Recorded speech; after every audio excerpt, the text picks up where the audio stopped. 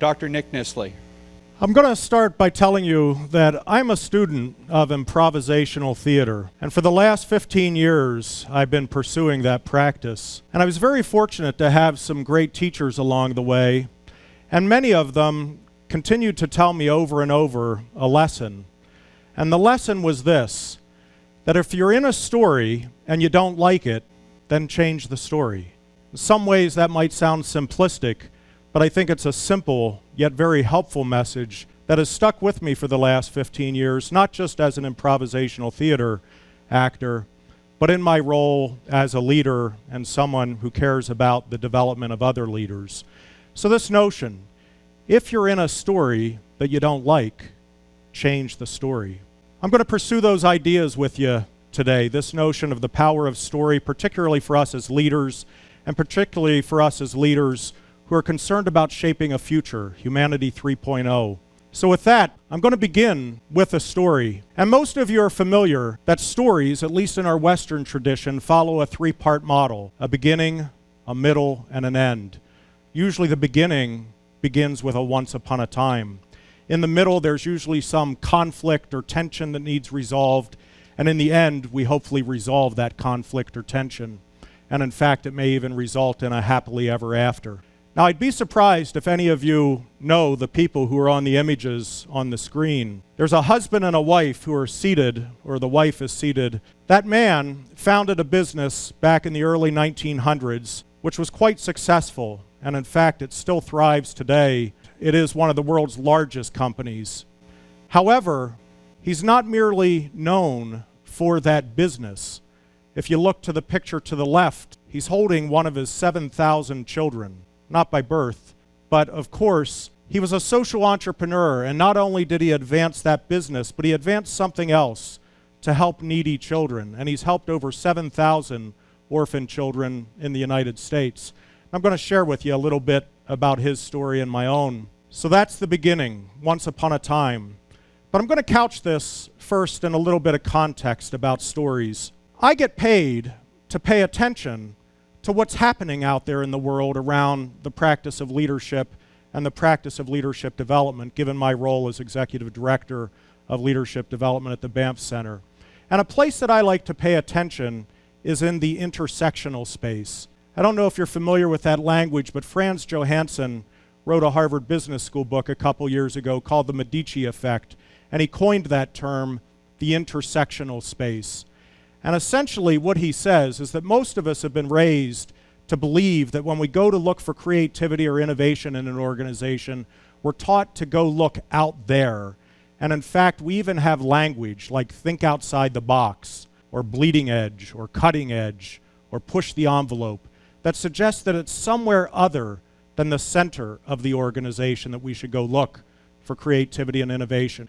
Franz Johansson says, let me give you another perspective. He says, actually, if you bring together very diverse people from multi-disciplines and you bring them together in the organization, it's in that intersection, in that intersectional space, that usually the most creative ideas and innovation possibilities exist. I'm going to share with you an intersectional space that I've been paying attention to over the last decade, and it's the intersection of leadership and story. What you see on the screen here is an advertisement that appeared in the last April edition of the New Yorker magazine. It was an advertisement by Columbia University, a renowned Ivy League institution in New York City, and they're launching a new Master of Science, an MS degree program in narrative medicine. In other words, they're interested in this intersection between story and medicine. In broad terms, what they're finding is that there's absolutely a connection. In fact, there might be a connection between stories and our health and stories and healing. Now, I'm curious about this because someone who pays attention to leadership and leadership development, I think there might be an analog. In simple terms, what they've found is that healthcare professionals who can better elicit stories from their patients are better able to diagnose and treat those patients. Now, if you think about it, a physician's job is essentially about eliciting those stories from a patient and being able to diagnose and treat and ensure their health. To me, there might be a parallel, because our role as leaders is about ensuring the health of multiple individuals within that entity called an organization. And in fact, I'll wonder aloud with you, might a leader who's better able to elicit stories from her organization, might she be better able to diagnose and treat and ultimately ensure the health of that organization? That's the analog that I'm curious about. Now, I've tried this out over the last decade in applied research settings such as the Banff Center, checking out this hunch with leaders.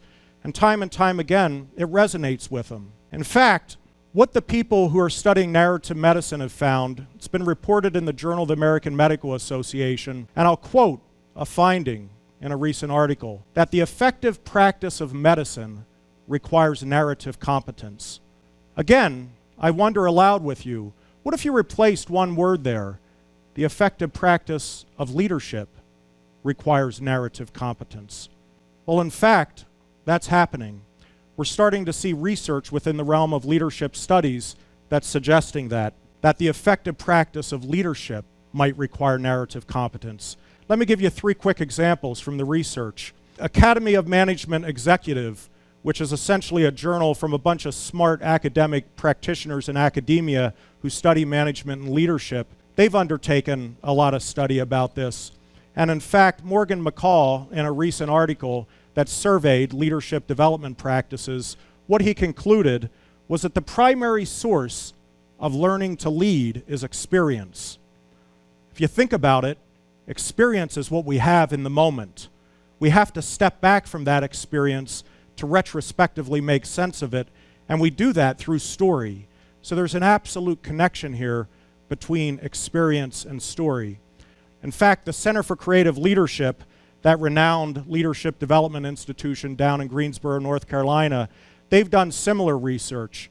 And what they've found is that 50% of what we learn as leaders comes from experience, much like what McCall found. An additional 20% comes from hardship and failure experiences specifically. Another 20% from our experience with mentors, and only 10% from formal learning, classroom type learning. So if you combine those first two, that 50 and 20, 70% of our leadership learning comes from experience. Again, we get to know our experience, we make sense of it through story. There's also leader accounts, such as Bill George, who a couple years ago wrote a great book, True North. Bill George was the former CEO of Medtronic in Minneapolis, a renowned institution known for its good leadership. He also wrote this up in the Harvard Business Review. And what essentially people like Bill George, the Academy of Management Executive, the Center for Creative Leadership, what they're beginning to find is that the effective practice of leadership requires learning from our life story. There's an absolute connection. Just like that intersection that's emerging between medicine and narrative, there's also another intersection emerging, and it's the intersection between leadership and story.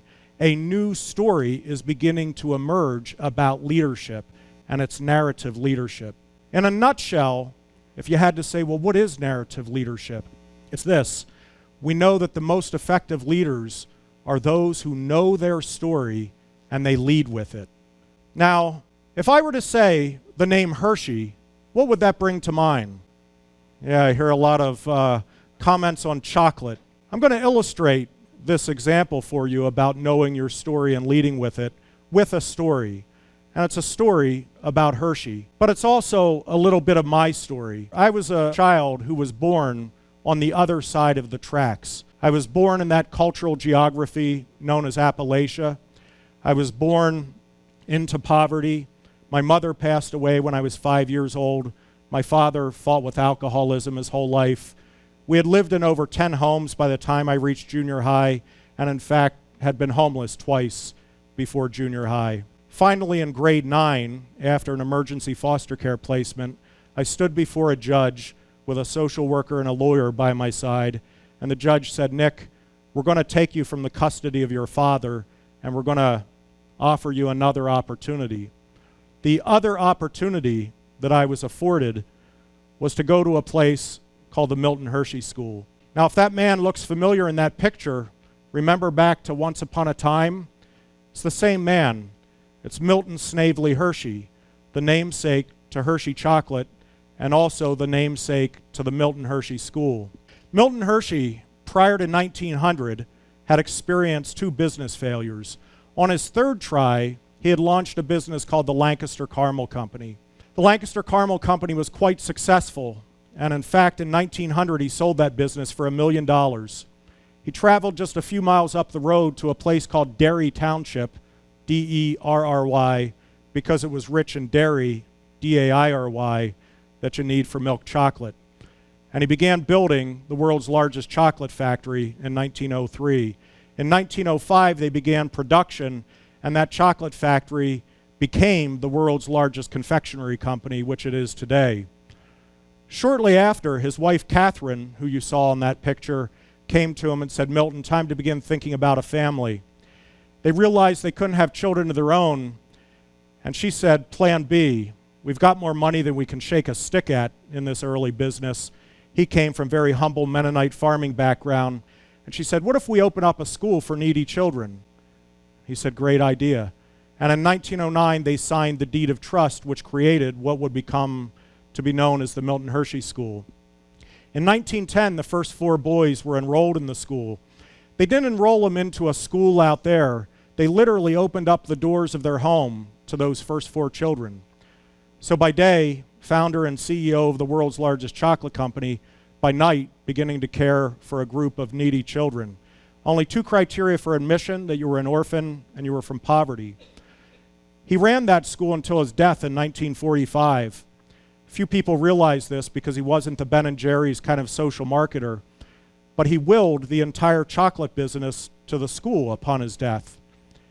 That was then valued at $60 million, and today it's grown to a $7 billion trust. It's one of the 10th largest trusts in the United States. Now, I share this story with you because it's my story. I was fortunate as a child to have gone and graduated from that school.